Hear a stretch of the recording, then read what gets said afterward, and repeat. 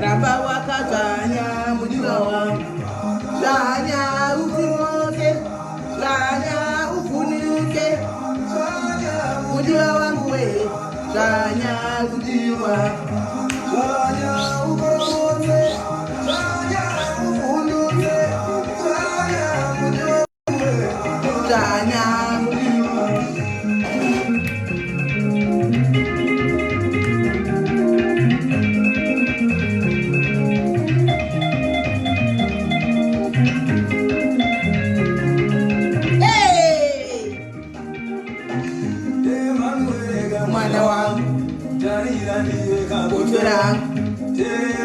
Mashoko angu achizorerwe kana vakakutuka nipfeke yambokata nai usadzorere usadzorere usadzorere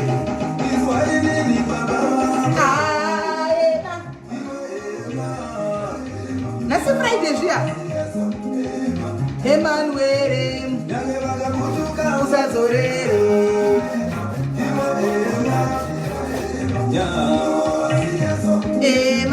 Emmanuel imba yakatekana keni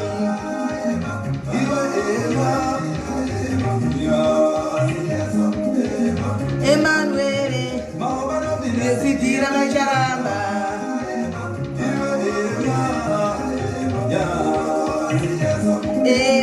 Emmanuel unuse matomasi ndakuta wati Emmanuel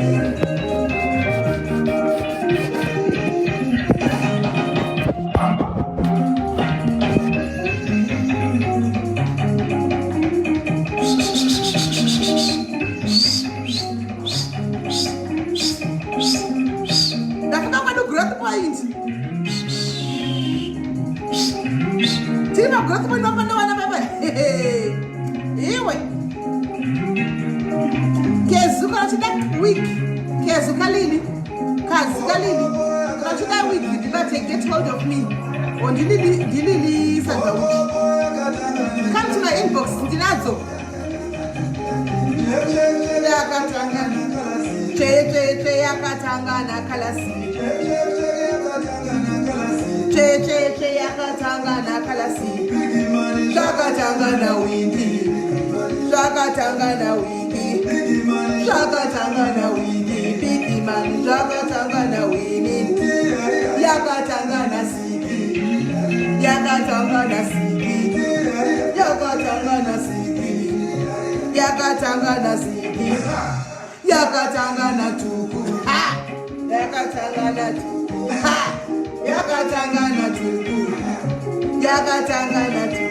Chemucheno zvakatangana tewa Chemucheno zvakatangana tewa Chemucheno zvakatangana tewa Chemucheno zvakatangana tewa Zvakatangana niko Zvakatangana niko Zvakatangana niko Guys, tuwakuda kutanga Tuwakuda kujaiva guys Pombe ndatora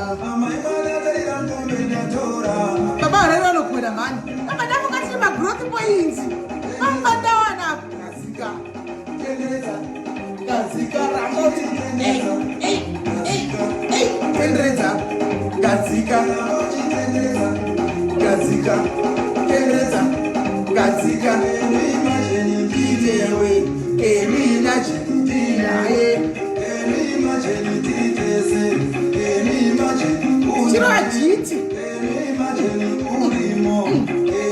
imagine uwinaye.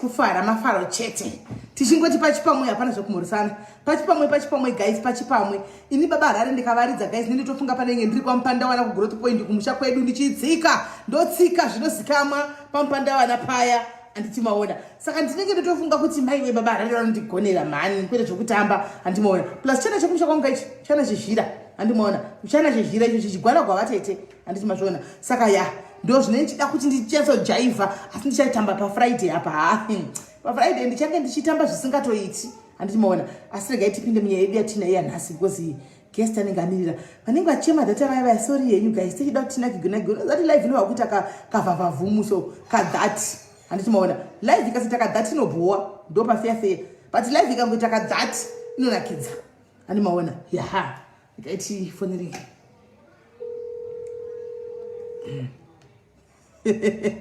baba tatenda maachikwana imi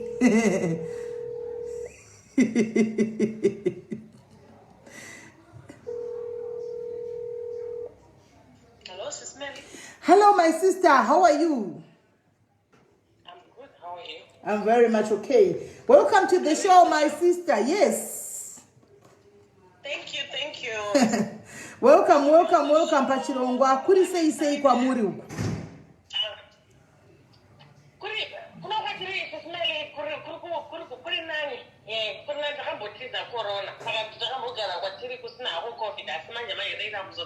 And everything is well.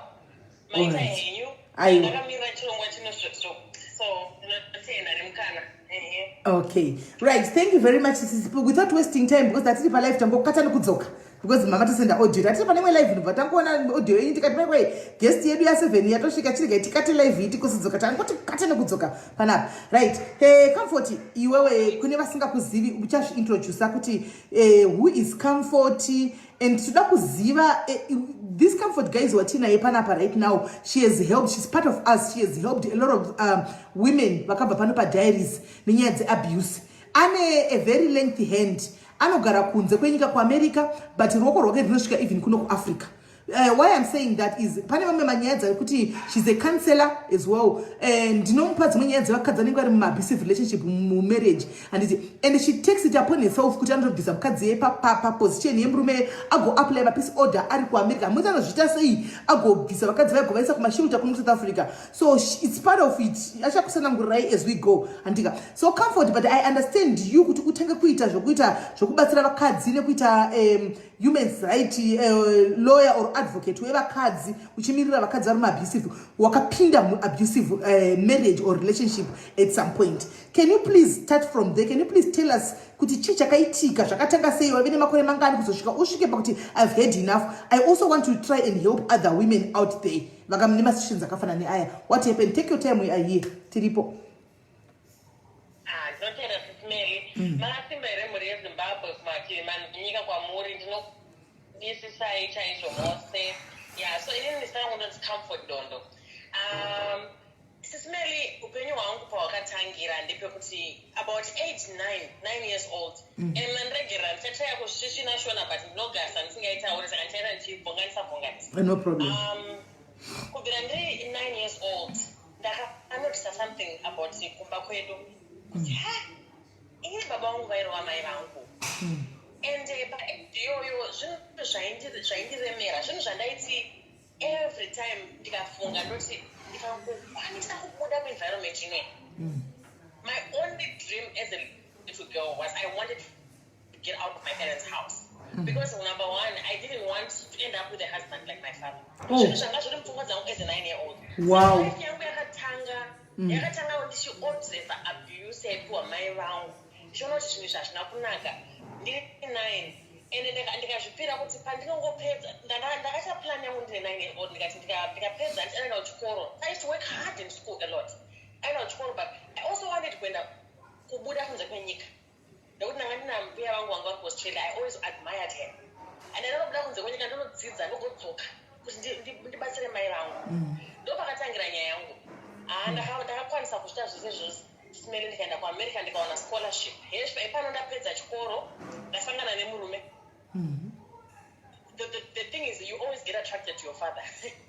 Really? Usangana nemurume Akafana na baba wako. You fall in love with him because the little girl in you is in love with your father. Saka ndakabva dadana nemurume baba vangu chaivo. Very handsome, very charming, but very abusive. Ndikaona seko yandakatiza kuZimbabwe yadzoka zvepaAmerica. Saka ndingati abuse yangu inini yakatanga kubvira ndichiri mwana. And then ndikabva ndazokura ndibva ndazokwanisa vana vangu nemarriage yangu ndikaboshingirira, asi ndikaona kuti panapa ndingafe. Airova here? Airova. Yokurova manje simeli itori and physical abuse. Inenge itori neimwe physical abuse. I said there's no better abuse, but physical abuse inenge yakati okay pane emotional abuse. Nekuti emotional abuse unopedza kufunga kuti wakutopenga wakutenderera pfungwa. Ukanomangara kumapurisa vanoti hatisi kuona mamarks pameso pako. Emotional abuse. Saka aita zvose izvozvo. Ndikapesa ndati the last straw for me was ndakatobva ndikaenda kushelter nevana. Kushelter kwanga kuri very uncomfortable nekuti mashelter anorwanwa nevakadzi vechirungu, havazive manidzi edu semaAfricans. Saka vanachiti wakazobuda marriage kuAmerica ukadecide kuti ndakuenda kunogara kushelter ukasiya imba nemurume zvese everything wangotora vanako kana kugara kumashelter ikoko. Ndikasiya zvose ndikaenda kushelter Smeli nekuti ndakaona kuti pana ndasvika ndepaya pekuti munhu anokushatisa pakusvika kuti unogona kufunga kuti wega unogona kukuvadza munhu. Ndikati upenyu hwangu either ndichaenda kujeri kana kuti ndichakuvadza munhu kana ndorera vana vangu. Saka I was at my lowest point. I found myself ndiri mushelter. Ungone vana vangani baba? Ndaenda kushelter ndandine 3. Ndanga ndine 3 but taitaya kumeka kuti marriage yedu ishande handisika marriage yedu ishande ndobva matwins ndobva azvarwa ipapo but ndanga nditori pakuda kubuda mumarriage. Saka ndakabuda marriage matwins achiri tusvaro. Saka imagine uri homeless nevana vatatu une foreign land. Nguva yakaoma ende panguva iyoyo handinokwanisa kuona support zvangu from maZimbabweans anga ari mudiaspora nekuti kazhinji ukasiya murume mucommunity medu unotanga kushorwa nekusekwa. Ndakaenda go through that. Vanhu vanotaura kuti we thought they had it together nekuti murume wana ndakarorwa naye anga munhu anga aine zvinhu zvake hake. Saka vanhu vanenge vachitarisa then vakazoona wabva ipapo havazive zvinenge zvaitika. Nenge angonzi arambwa chii but ndini ndakasimuka ndikabva nevana. Smeli ndazobva ndakaenda kushelter. Ndaenda kushelter kwangu kusina kunyatsonitira zvakanaka nevana. Vana vangu panapa hazvinaomira musha. Ndikambotya kudzokera futi kumba. Iyi nyaya yenda kuitaurira madzimai kuti kana wafunga zvekubva make sure kuti kana wafunga zvekubva chibva wabva kuendatu. Because the research shows that ukabva ukadzokera munhu anenge akashuta akatsamwa ndo panoona madzimai akawanda pakuita back and forth. Okay. Samurumo yanga ari muZimbabwe here? Anga ari muZimbabwe? Murume wangu anga ari muAmerica. Okay, all right. Uchena chai. Okay. Sati yaita zvose izvozvo. Nyaya yangu sisimeli. Saka pandakabuda ndikaenda kushelter ndikaona mamiriro anga ari mushelter ndikaona kuti and ndakagara kubvira ndiri mwana ndingori nokuti ndikaona paine problem I want to solve. You know, I've always been a leader. I was a head girl in high school. So from a young age I've always been a leader. So pandakaenda mushelter ndakaona pane zvinhu zvanga zviri missing mushelter. Pandafunga kuti vakadzi vekuAfrica vanenge vari kushushwa muno muAmerica but havabudi kuenda kushelter for these reasons. Saka inini ngaitangewo program yangu ichaburitsawo shelter inobatsira madzimai echiafrican inonzwisisa zvatinonida nevana vedu kubika sadza just say saka maigara kushelter kwacho ikoko pawakapinda mushelter magariro awakaona iwe angasina muita zvakanaka yet itai tinyatsotisanangura tinyatsodzwisa posi tisingatozivio chii chawakaona chakaita kuti mashelter anorayamwa nevakadzi vechirungu kwatiri kudiaspora SIS-MELLY. Mashelter network ya tikukunzwa.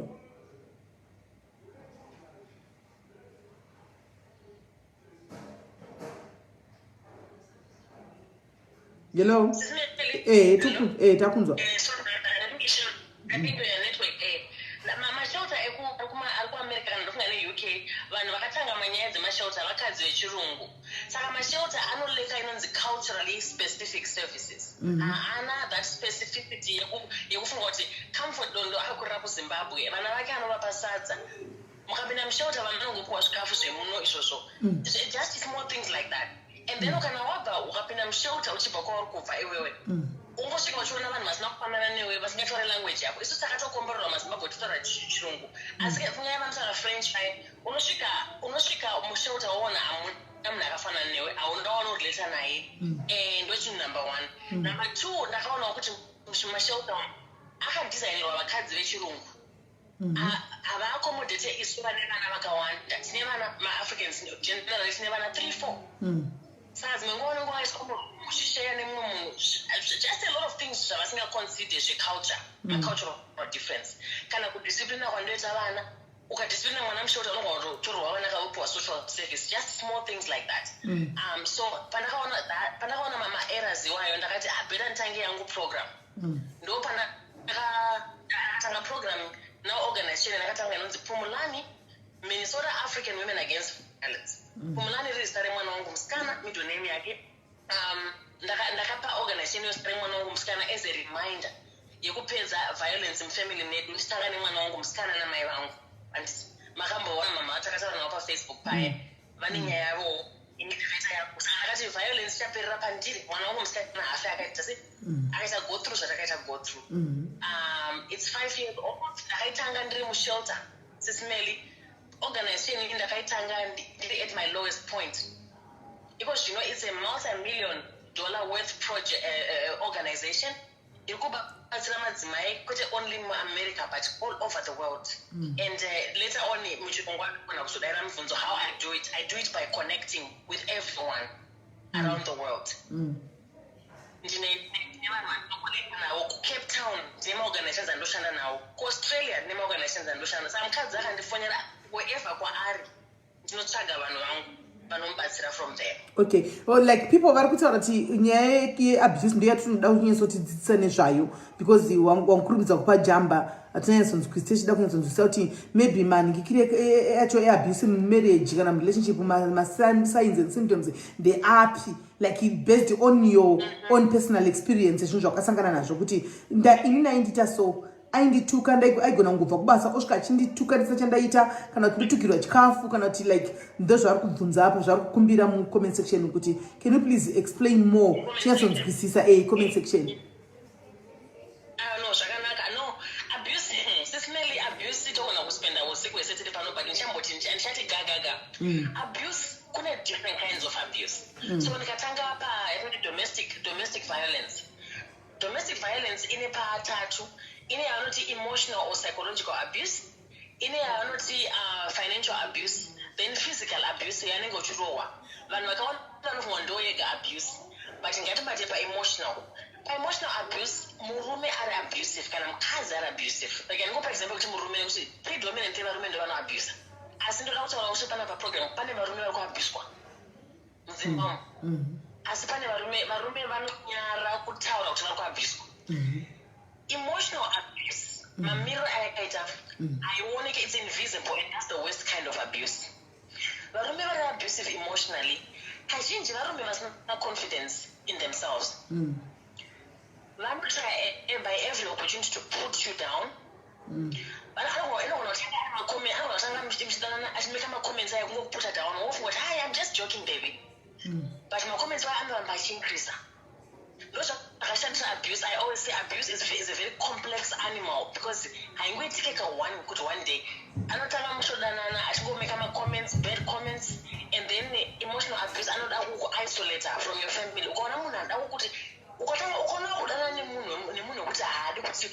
Connections I'm just protective over my friends. Other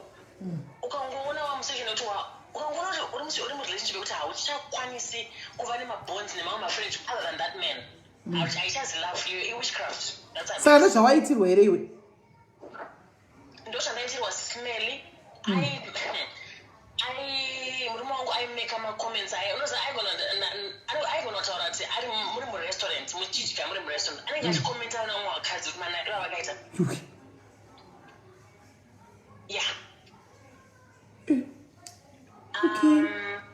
I know. When I don't put her down, who is comfort? Comfort about Zimbabwe. I go get away. I know my degree. That person, I had to undo 3 years SIS-MELLY of therapy because the consequence I go back to myself. Emotional abuse, and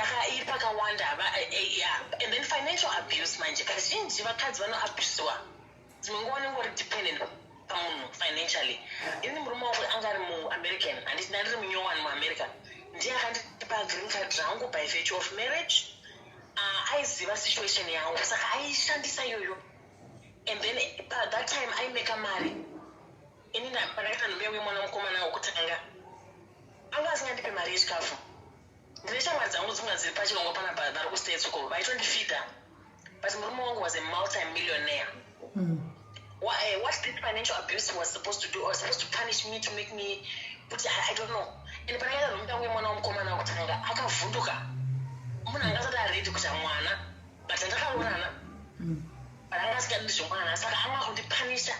Look at I abuse worse and worse and worse. Saka mamsina kudiscussa here panyaya yemwana iyi kana chiwo kangwasuma kuti kuAfrica kazi zvomuna atongowanikwa anofanira kuita mwana kana kuti iyewo kwake wanotiwo maybe varumbwana ngachititi zvinoplaniwa zvogarirwa pasi zvorongwa kunzi tave ready wakadii takataura nyaya yemwana ndakaplana paanopedza akaita masters yake but hazvina kuita anozoti munhu ndandiri mwana mudiki kuda ndakaskipa maperiods handizivi time nandiri mwana mudiki I was under 24 you know that time. So I think language call unozekana mwana akati mwana anozvarwa mungo uri pa contraception mwana anongouya. Yeah. Saka futi the highest places where women get abused is when they get pregnant. Because mostly the woman is not ready for the man is not ready for the pregnancy. And then they tend to abuse. Because they are not ready. And it's no one in it. Yeah. Okay. Financial and emotional. Then physical abuse. Physical abuse, Manorova. No, the last part. The physical abuse, no, the last part. Yeah, I outburst.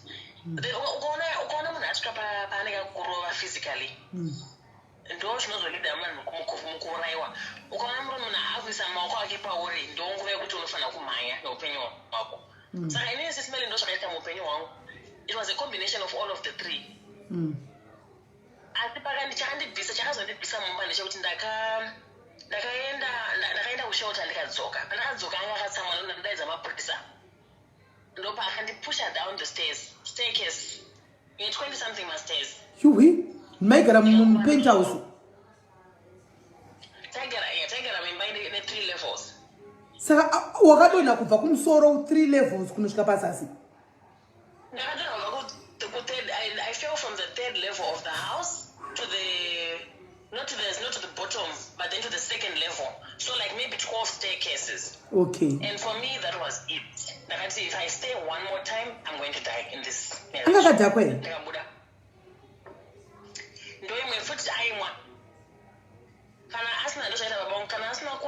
It's a very nice gentleman.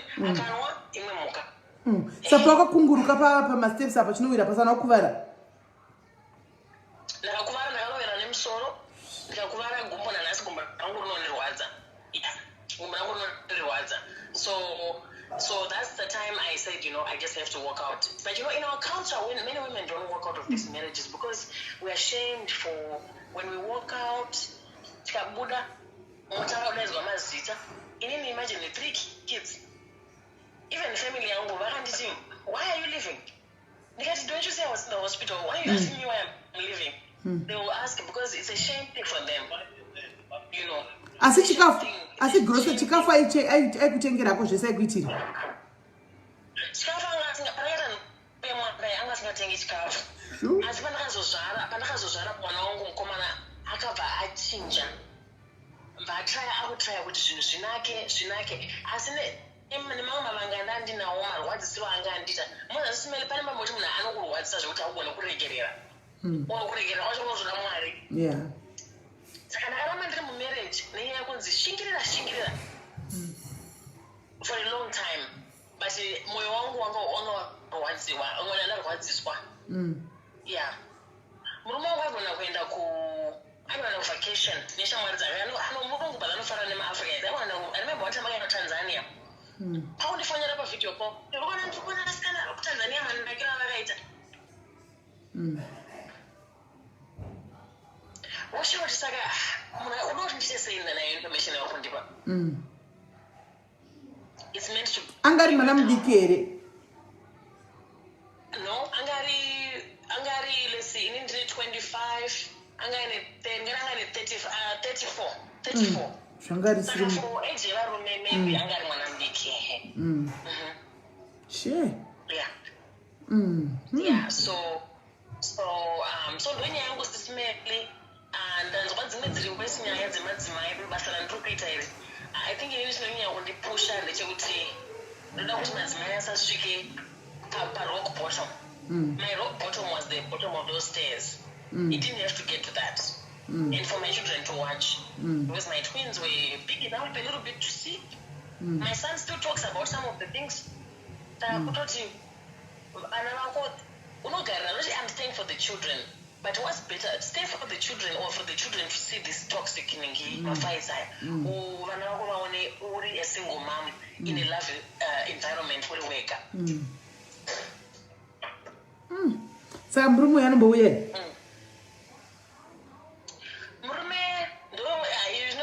So panechimwe chirongwa SIS MELLY ndakasvika nebasa randiri kuita ndikubatsira kwandiita madzimai netherapy nehealing yandakaita ndakasvika palevel yekuregerera asi handisi naye takasiyana. Ndakamuregerera enough kuti tinoita co-parenting vana vedu tinoreza vana vedu pamwe chete, tinobatsirana, tinokomunicata zvakanaka. Asi munhu anoabuse, saka even mukadzi waanaiko zvino anomaabuse akarora chimwe muafrican.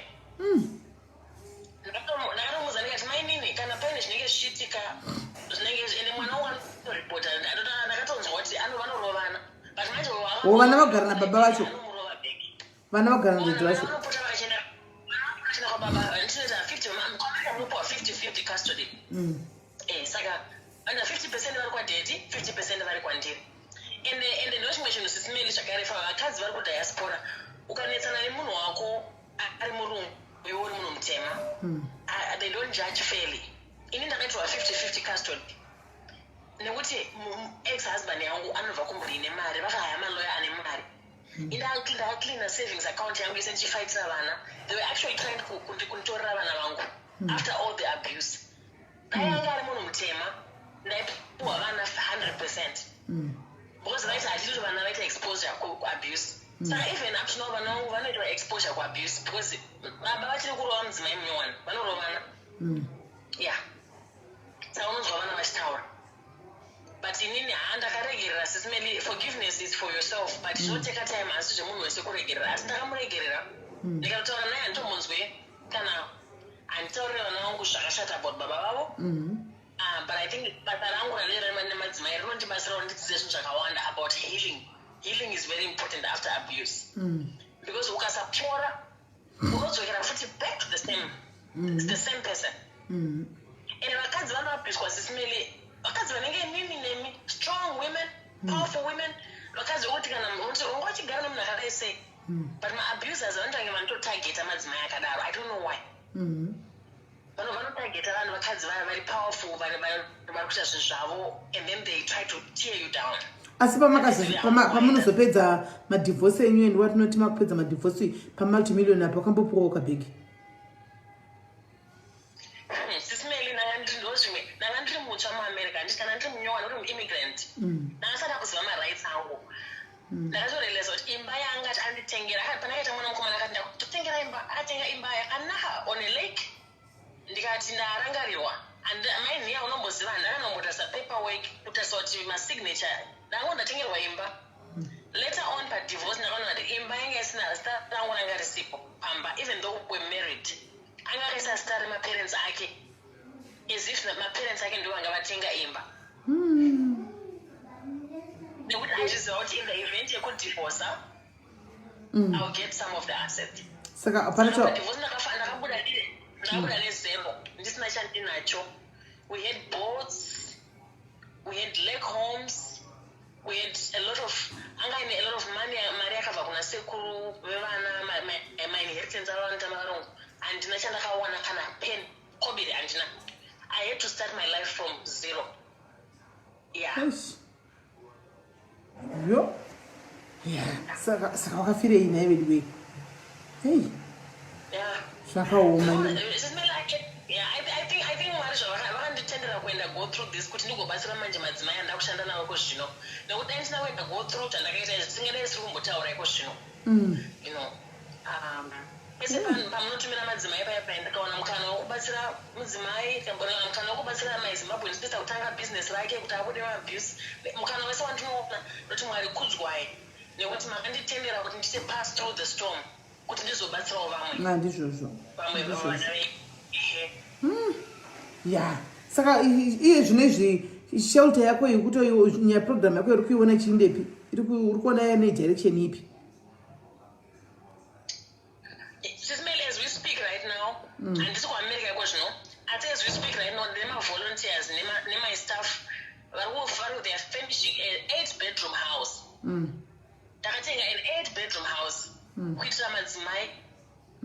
It's a nice house. It's in one of the most expensive cities where I live. We bought this house by the grace of God. It's our first home. Ndakapiwa land in another city.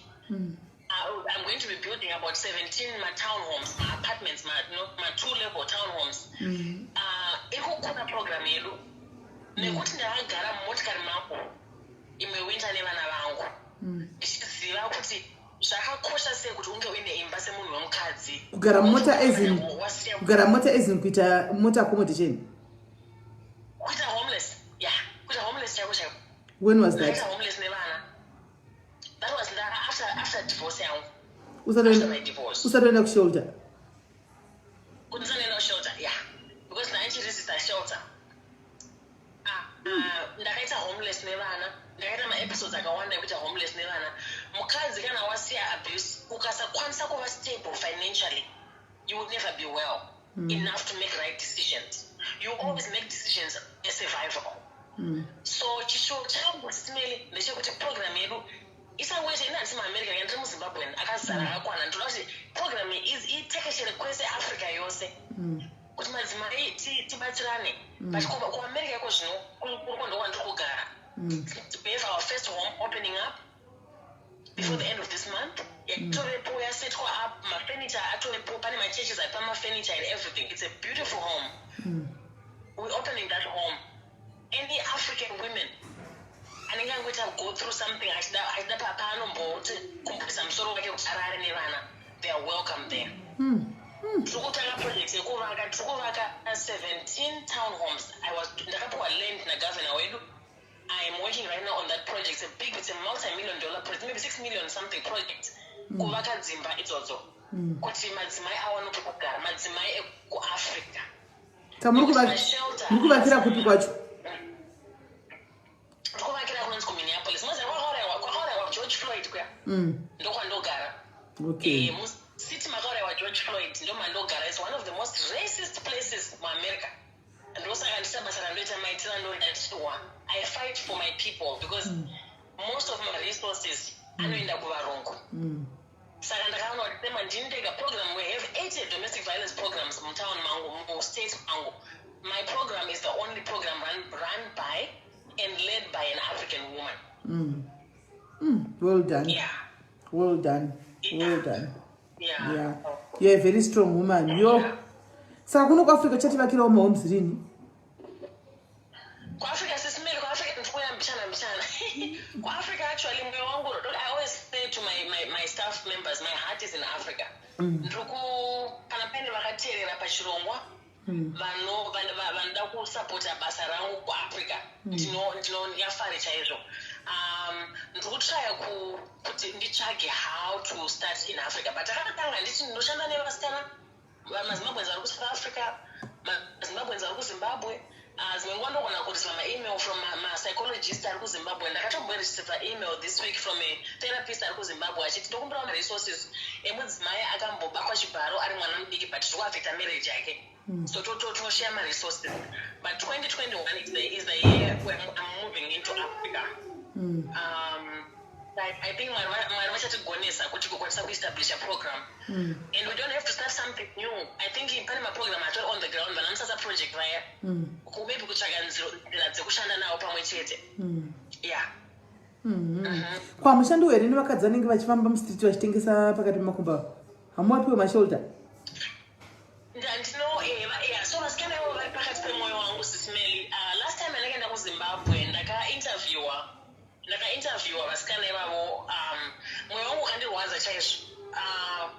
Nekuti ndakaona kuti vakatengesa muviri yavo zuva rakacheka nyika. Ndakasana mbozviona izvozvo. Mazano anototengesa kubva kuseni kusvika usiku kusvika riviri vachingovepo papo chena vachingochinja. Varikutengesa. And my findings, like my findings, my investigations angu is like most of them varikutengesa vakadzi vevanhu vane varume vavo. Saka like munhu anenge achigara kuJoburg ane murume wake anouya kuzotengesa makumbo kuno kuRustenburg. Odza murume ameno tinokuenda kana kuti kupi nemurungu ameno kuno kundokwanenge achitengesa murume ariko kuJoburg. Vatori vakadzi vanhu varikuita zvekutomira izvi zvemusititi vachidaro. Nechirwere chinochiri kwa SIS MELLY. Vachida mari. Zvakaoma. Aiwa ndoimwe ndafara mabvunza mubvunzo iwoyo. SIS MELLY, any woman in crisis, in survival mode, will do anything to feed her children. Tikakwanisa kuva nemagovernment, tikakwanisa kuti vakuru vedu venyika vakwanise kuisawo mari paside dzinobatsira madzimai kushandisa maoko. Like, Zimbabwean women were hard. I think we are one of the hard working women on those things. Tikakwana ma-opportunities ekupa madzimai edu mabasa ekuita. Kutengesa kurikuitika kurira kwemuviri wemadzimai akumboitiki. Saka ndinovimba kuti Mwari vakandibatsira vakanditendera kutanga maproject. Tichitanga nenyika yedu yeZimbabwe. Because change begins at home. Ndaizodisisa chaizvo kuti ndikwanise kunge ndiri kubatsirana nevasikana yavo. Ndakatombochakutumira mavhidhiyo ndakaita project inonzi Give Hope Zimbabwe. But munhu wandaenda naye unfortunately akashayika in a car accident. June 2019. Project yoyo takabva tamboimira asi kuda chaizvo kuti tibatsire vasikana even maZimbabweans. Ndakaona kuti kuSouth Africa, when I was in South Africa recently, unoziva kuti vanasikana vari kuchicompromise, vari kuchitengesa, nenyaya yekuda kurarama. Yes, nekuda kwezvinhu zvisina nebasa rezvo zvidiki. Zvinhu zvidiki, yeah. So yeah, but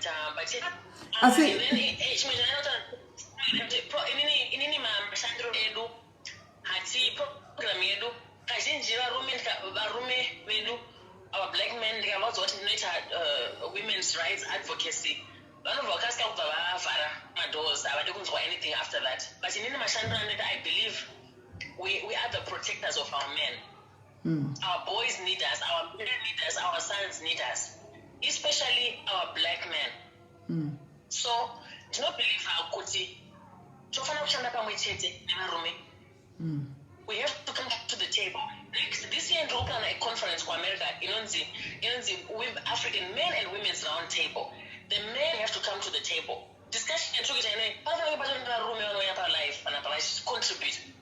Nekuti tikangutaura tine madzimai tega nenyaya dzeabuse hapana kwatinosvika. Okay, pana somebody abvunza pana panzi, does your husband pay child support and spousal support? Akafaita child support, achabhadhare child support. Nekuti anga tine 50-50 custody, but anyway I don't get child support yake nekuti inini ndine zvinhu zvangu. Hanzi do you accept my donations akafanana nehembe? Do not accept her, yes. All right. Pane, do you have another phone that is watching? Pane anonzi komongo anonzi bridesmaids. Ati hanzi uya ku inbox kwangu kana uchitora hembe dzakadaro. All right. Tinouya ndichauya simene mukashare zita ravo tinouya. Right. That's truly speaking, guys. Now I'm inspired. Na inspire guys. From a homeless somebody to a multi-million mbinga yemashua indo inonzi mbinga kai indo inonzi mbinga guys hana kuyapa nzotitaurira zvokuti wona ndakapfeka magirazi angu eguchi wona iwigi yangu ndakapfeka aya kutaura zvema-apartments ari kutaura zvema-apartments ari kutaura ma-multi-million tenders handika but mamusingazvizivi tese tangatsingazivi mbinga yakanyarara mbinga yemachokwadi mbinga ine roko rokuti mukadzi achinisa. I still remember tine one of the ladies panapa andichika tine mwe mukadzi aive panapa akanetsekana akamberi nyaya yake panapa padiaries panapa akanetsekana zvokuti I still remember comfort you took her ukamisa kushelter anditi ukamupa bhatiso mubhadharira mari yerent akamubhadharira mari yerent nemari yekuchikafu yekuti atangise ukazomutsvagira basa uri kuamerica iye ari kunoko. I still remember. Yes. Saka ndo inonzi ava mai vari kundifonera vanomboziva nyaya yavo iri panera. Mira ndopedza hangu timbotara naComfort. Kana mai yangu rabvira kufona panyaya yavo hasi kuiziva kuti pane nyaya yavo yekutopisa panapa. Right. Saka ndo inonzi mbinga ndo kunonzi umbinga hwakanyarara hwekuti mabasa ake zvinhu zvake zvinotaridza zvega kuti amai aromba chifona mira yenyu amai tichauya kwamuri. Anoona zvotadza kuti ari kunyatsoshanda mbingauldo chaichai mbingauldo izvi ndizatoti mbingauldo dzatogwada zveshuwa Comfort ndizvatinogwada ari makuti mbingauldo isanyadi kuti gwanoizi nekuchitira uchiyachitira noizi wakapfeka dhendi rako tinotadza zvekuti kwai wakabata bhegi reguchi hatidi izvozvo tinoda maasi zvawataura kuti I'm building ndabva ndawa kudedera kuti these are the kind of ladies that we want in the society. The kind of ladies yokuti at least ndadedera ndoda kujoina kana wakupinda kusha kuno kuAfrica shani please tipinzewo muproject tifambe wone project newe. Precious, I know for a fact, I know her. Andakumunza nasi pana Precious mushangani. Andakumunza nasi ask her. Ndataura wani ndikati she's one of us. And the ane nenguva ane sipani, but she's a very silent somebody. But ndataura next inbox. I speak to her mother. Later video call na her. So kuti my first days but they want my profile picture here. Then I video call na her. Truly speaking, I used to think she's white. Therefore got murungu. Pandaiona zvekuti muchitaura yenyu nema WhatsApp muchita sei ndaingoti murungu nasenda pandakaisa video call naye I'm like wow because even my wig yacho yanenge akatopfeka nezvakaita complexion yake ndaingozviti murungu ini all along andimaona truly speaking Comfort truly zveshuwa aoni munhu waindionesera kuti ndichikupindura nechirungu ndichitaura nechirungu izvo ndokuluma hako ndoreketa shona panapa ndichitozvura ndakazoti asi mwana uyu ari kundipinza business kutaura chirungu panapa izvo munhu mutema anotaura rake indaingoti followai panapa pamwe ngori murungu because ukaonawo profile picture yake unongoti murungu pamwe ukazoona futi pane vana vacho varunguzve andiona so kuti indaingoti murungu ini all along andimaona.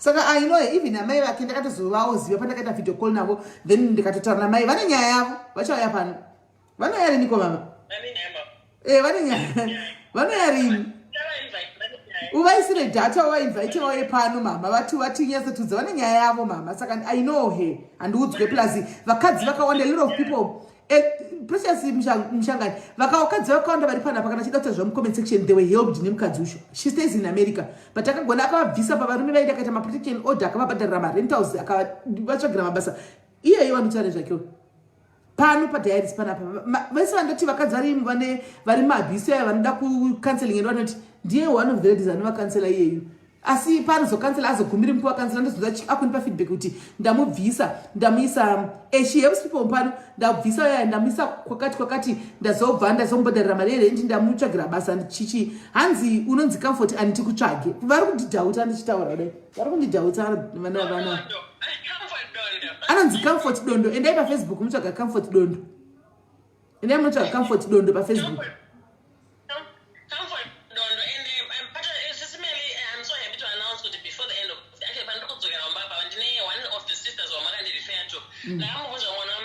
What is the desire of your heart? Because I saw myself, she's an entrepreneur. Entrepreneur is like a businesswoman. I know that so to prove before the end of this month.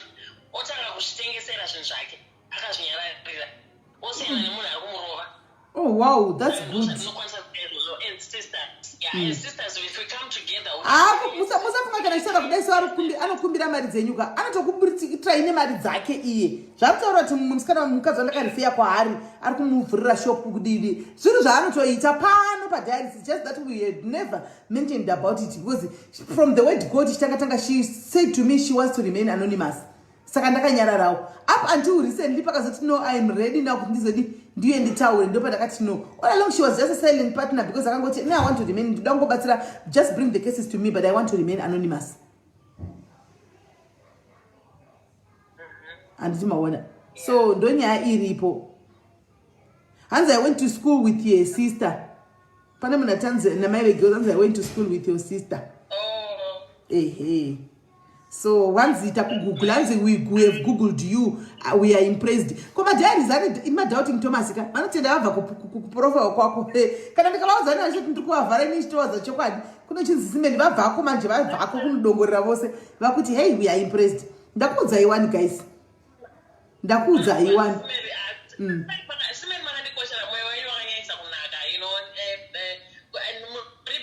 Muri busy but time I'm not taking. You just don't refer the women to me. Mnaita introduction, model phone, and three-way call to your WhatsApp. Another sister of mine. I really want you to know that you are a big part of my work. Okay. It means a lot to me. Right. Pane very valid question nikubvunza pana panzi I want to do that wakasimuka say after the divorce since wangosina kana sent. For you to start to be able to start this Jema shelter and whatnot, you wangosina kana sent wakasimuka say.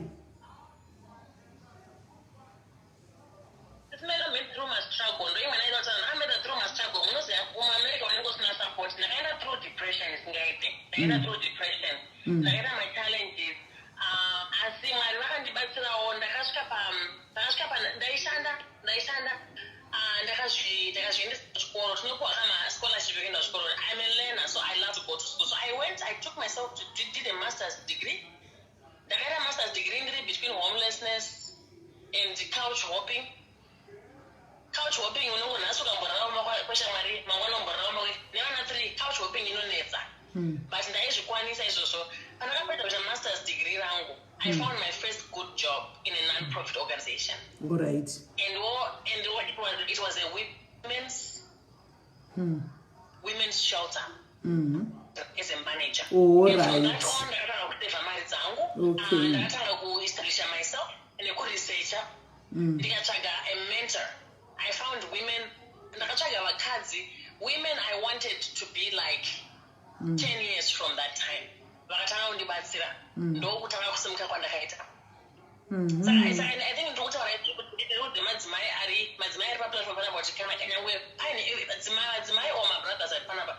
think a desire when I would like business. Don't always go and I cannot. No. As long as you have an idea, you can make it happen. In India, it was just an idea. It's not gonna marry. Naenda ma conference mngwani sina na Maria hotel. Nditose kwa mama family members konse ha. Ndoto mkoma wife wana kumport na mama mwana as no yasokwana iri. I know she's just gallivanting and she ngompe yonke ngeshi naenda ma conference. Asutaga basane. But then I is long alicha kaisa mandri. I thought this non-profit was going to make it one day. And it only took one person who believed in me. I got my first big grant. Wow. And from then on, it's been grant upon grant upon grant. And then I didn't go marry my grants. I'm a businesswoman. I sell things. I have a skincare line and I buy properties. I have properties. Ndinobeka mari yangu ndega then ndobatsira madzimai. Like mari dzandobatsira South Africa, imari dzangu zikubva muhomwe yangu inini YaCOMFORT. Your name says it all. You are a comfort. You should be a comfort to other women. You are a comfort to other people out there. Your mom kuti one day you are going to be a comfort to other people. And really I know like kuseri and ngoti vakadzi avadzode avo vaimboti one day patotaura munhu ongofona wachiti ndoda kungotaurawo ndakabatsirwa naye YaCOMFORT iye achimwe achingozvitaurira. I don't know what happens nevanhu vedu panapa. We help them a lot. They don't come to give a testimony to other people. Pano kuti wedu ndakabatsirwa zvikadai and ndogara ndichingozvibvunza mubvunzo we but nongoti hazvizoiti kuti hazvizoiti unongozosiyawo zvakadaro.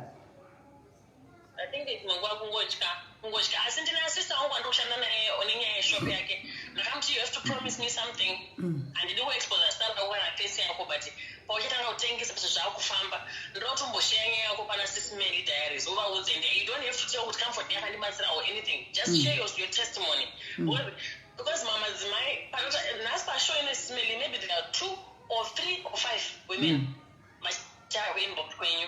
This is how we heal each other nema testimony kana bhaibheri ramwari rinotaura kuti through your testimony ndipo uchapora.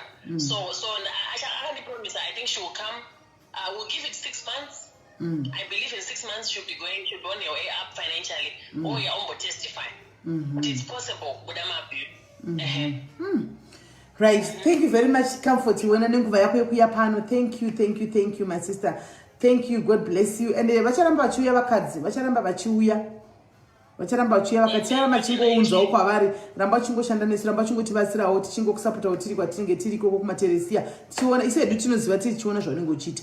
Handitika. So guys, vanoda kumufollowa mukaenda pana Comfort Dondo ipapo kana pane malinki muchanomaona, just go and follow pana Comfort Dondo ipapo. You will see a lot. Ipapo. Kana uine any abuse that you are facing kumba kwako and kunyara kuitaura pano kana kunani, please Comfort aripo, just get in touch na Comfort Dondo. Kana nguya kwandiri ndokumbura number za Comfort. I won't even have to ask you so many questions. Ndinongo kutuda number za Comfort or number za Comfort. But be guarantee kana waenda kuna Comfort usaenda kunokumbira mari, please inda unotaura nyaya yako ubatsirwe panyaya ya abuse. Antika uchitaurawo kuti ndine abuse yangu ikadai ndobatsirikana sei, ndoita sei, how best can I get out of the situation. Antika kwete timozoenda kuti ndanchiuyawo nje dambudziko rangu ndokumbirawo ndibatsirwe nemari. Comfort udzidze kuti vana nongo yachitokumbira mari usape mari kusina kutanga waita run through nesu kana chibva pano wozo ucharigwa mari dzako kazota nekuti hari zvakandibira.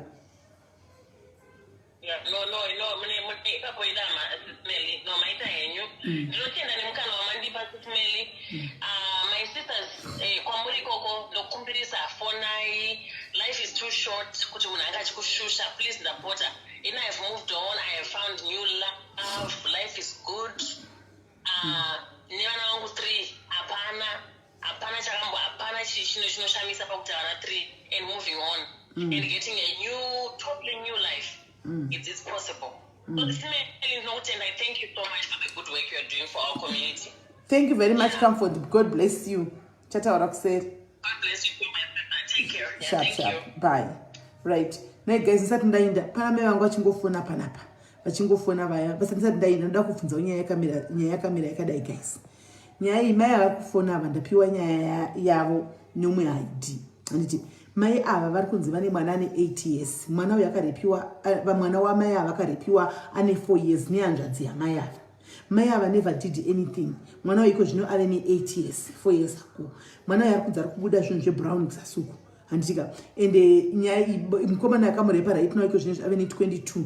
Hanomaona. Saka ini mai ava ndandapiwa nyaya yavo ndikanzi sikusataura tichi inguva tuvhundusira kuti mwana haana kurapiwa. Mai vavo vake nehanzvadzi yake kurepa mwana. Handitika. Vari kunzi vari kutsika nyaya. Akanoudza mai anteerera mai stereki. Mai vakati zvinonetsa kuti tinde kunorapisa mwana tozombomira tozodii, vari kutsika-tsikana nyaya mai ava. Saka indani chida kuti tifonere mukadzi uyu. Handitika. Tafonera mukadzi tomupuresa. Handitika. Tomutsika aendese mwana anorapisa mwana chipatara and toda tavhure kesi. Handisiti muneiwonawo sei because manamba usindapiwa isitongoprotecta ID chete. ndo vanga vachinifonera because ndangosiya message saka ndo vavo vanokundifonera pachida kuti vachita get back to me. Hanozotoita sei because mwana ane 8 years ari kubuda discharge yebrown ende mwana akatotaura mufamily kuti zvamusekuru zvamakandiita paya handitika and then mbuya vakavharafara nyaya vari kuvharafara nyaya ishi mukadziwo mai vemwana vari kuvharafara nyaya vanongonzi ko muchandorapisa mwana rini kuti ndichainda zvonetsa because mapurisa anzoda kuziva kuti mwana akaita sei saka zvichanetsa zvichazodii vari kutsikatsika mwana ane 8 years mwana wake wakasvara saka ini guys pfungwa dzangu dzanga dzati ndoda kufonera mai ava right now handitika tavafonera right now mai ava ini kwai ndichataura nechindevele kwai munhu wechindevele ndotaura nechindevele changu chokudhobhadhobha chichichi handika tovaisa pakona tinzo kuti nyaya yemwana uyu yakafamba sei ndozvatokuda vakangokonfesa kuti yakaitika chete then we take the meter further because mwana 4 years mwana akareba ne 4 years vakangokonfesa pano chete live will keep it then takuita chi takuitira this nyaya further takualita mapurisa ne-child social welfare yoindako handimaona saka ndozvada kutiite panapa ndativafonera kuzi vatonetsa kundifonera enda nchiti ndoda kuti vatoita zvakanaka because vatondirima ndandatokangana kuvafonera nchiti ndichida kuzokudzai ndobva ndafona tiri panapa saka ndandatokanga mwari lezopo vari ya online vari kudropa makozi va vari kudecline makozi zimene tivafonere direct zvinetsi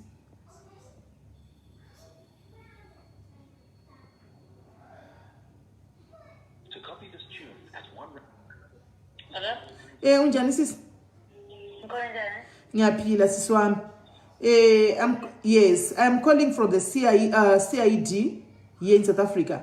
My sister sne problem panapa. We've received a complaint and a tip off about your child. What happened to your child?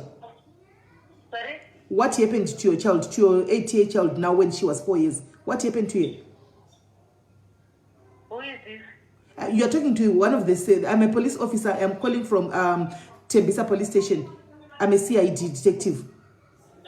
So I've been trying to get hold of you, but you are not in touch because we have been investigating you for quite a long time now, and we got some information that is disturbing concerning your child. And I'm very disappointed to say to you, my sister, you haven't even taken the child to the hospital. You haven't even reported this matter. So you want us to take it further, right? Who reported this, sorry? No, you don't have to know who reported this, but we have been investigating you, and we now have all the details that we need, all the evidence that we do have now that we wanted. Akataphone. Right. This is a block.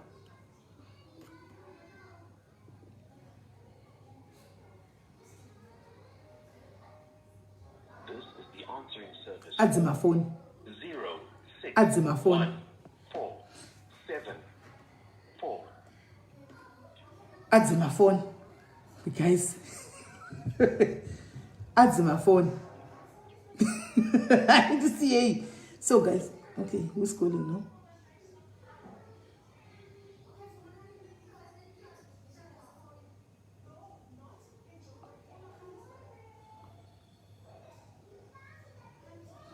I'm not phone up, but for the chicken box sensor.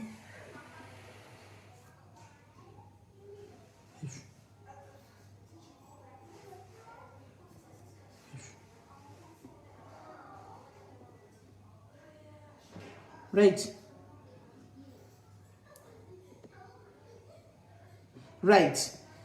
Add my phone, guys. So basically, there's an element of truth there. So we are now taking this matter further. Hey, we are now taking this matter further. Maya add my phone, but information itinayo. And saka kuto who's this who reported a dropper. Anditika so zvatoita izvo zvinde zvekudai manje tochisimudzira nyaya ishi guys takuchishanda nenyaya angandiblock andi unblockulula mirai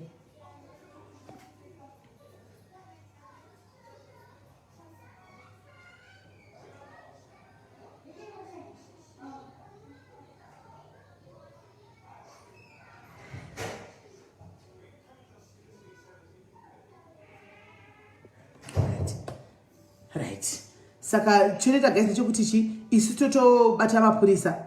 Don't worry, information yese ndinayo yepaari and what not, zvese everything paari ndinayo, saka enda kungoreport a message to the police so that mapurisa they will investigate. Antika mapurisa they will investigate. So I'll give you feedback guys. I'm gonna call the police and then ndobva tutaura nyaya ichi toapa information yese mapurisa oendapo ono investigate nyaya iyi vega. Yes, I have all the details. I have the details. I have my details. I have all the details. But ndandisingadi kutanga ndaripota tisina kutaura namai vacho. That's why ndakubvunzai kuti pane nyaya yauya pano yakadai. Ha toita sei nenyaya iyi. Aiwa zvokuti who tipped me azvina basa lori, but you will just know kuti it's the circle. Andika tingatauri sosi yedu pano, but it's the circle mfamily imomo, mufamily imomo, family member imomo, family member yemufamily imomo ndo yandibata ikandiudza because she's hating. Ari kurwadziwa munhu wechikadzi. Ifamily member ndo yandibata ikandiudza inini ifamily member yefamily yake. They speak Ndebele actually. Yangati mufanira yanga chitotaura Ndebele ifamily member. So I'm not going to expose who told me, but tinongobudisa chokwadi zvachiri. Because the mother apparently is said to be here in South Africa as well. Must time electric kumbata maskati angaenda kwa mai vacho. So information is denial, don't worry. Don't worry. So guys, I'll give you feedback. Calling the police right now, and then drop information yes, and then we start from there. Mapurisa ono investigate. Information is to report. Don't worry. Yes, report. So guys, God bless you. Dokubatai feedback ndenge chikupai. Don't worry. Feedback ndokupai. Saka ndokubatai time totaura zvakare tobatsana zvakare nemusi wechitatu pachirongwa chinotevera tine topic yedu imwe inenge iri hot. Anditika keep inviting others, keep sharing the page, the link here page. Anditika let's keep supporting each other, support us, support other celebrities vese.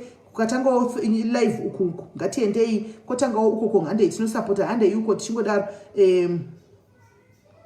okay chera tichingosapota takadaro supporting. We all about supporting. Zvadashitaura zvakuti murume afangu tirwisanisa tiri vakadzi. Ini ndinozoshora kana ndati ini zvandataura kuti kana uri shamwari yangu uchiziva kuti uri shamwari yangu uzorana nemurume wangu aipa papo panozonesa ipapo andika panodambugwana matintini. Asiwo kana akanyenga mumwe munhu anenge ariwo kunze anyengo wakanenge asingazivi dhila nedhongi rako. Dongi rako iro ndo rida kudhiliwa naro dongi rako. Saka iyo life iyo iyi kai tinenge tichida kuti tizoibata tinyatsoziva kuti toita sei navo varume ava because abuse yacho emotional abuse yanyanya yekuti munokumbiriswa ruregerero rwezvinhu zvamusina kuita. Tokumbira ruregerero zvamusina kuita. 1 2 unongachida ngokuita mabiribo bese oramba chungonzi kwai respect me. Don't demand respect. Anditi mazviona. Saka ndo zvatoda kuti tifambire mberi. Une topic yako inobata inonakidza inoda kuti tibate pana pakati kurira makati mopenyu vana tite just tell me toya nayo anditika. So guys, God bless you. Mubata zvakanaka anditika muve nerudo, muve nerunyararo. Have a fruitful and peaceful night. Tobatsana zvakare munguva inotevera. Naye vana budzi vana baba vari pano mutipewo kama topics enyu echirume. Musangovanda nhasi kana wana afona musati aifona vave vakamira vari kusaidhi kwamukoma witi zvisingaiti. Anomona nhasi vakavatisa pana nyaya dzavo nokuti atakatsika gadheni ravo. Musandivenge henyu muna dzodzi dzangu asi ida ngoti korekitana nditi musandivenge. Ndechi musi unoya vakadzi tokutsikawo futi gadheni ravo vakadzi. Saka dzodzi dzangu makazara pana panozati muzere varume makawandisa zvisingaiti panapa. Musandivenge techingobata kwese andika ndokuti zvinhu zvidi zvibalance zvinyatsomira kwete ngoti muzonga kuti similar favor vakadzi similar favor varume aiwa ndiri pakati panenge pandotaura zvevakadzi pamusati ndichitozvitaurawo neni wacho ndichitozvitsikawo mugadheni chaizvo panenge ndichitotaura nezvevakadzi paya. Saka ingozivai kuti tinenge tiri fair anditika ndendisingatotisaidire. So guys, good night. Mobata zviripo tosangana.